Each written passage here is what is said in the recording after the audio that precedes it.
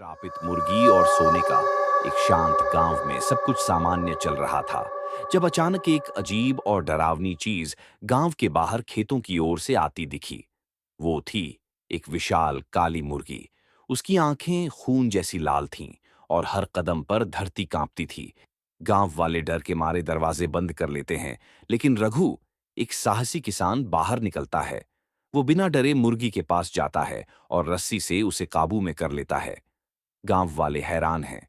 रघु उस मुर्गी को अपने घर ले आता है। कुछ ही दिनों में रघु और मुर्गी में अजीब सी दोस्ती हो जाती है।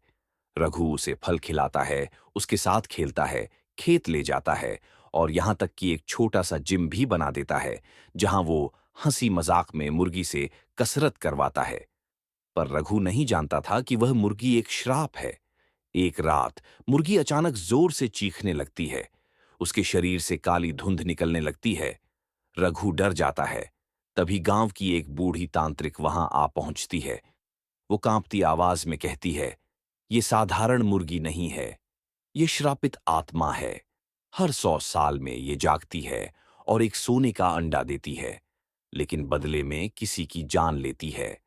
रघु कुछ समझ भी नहीं पाता कि तभी मुर्गी जोर से चीखती है और एक चमचमाता हुआ सोने का अंडा उसके नीचे से निकलता है।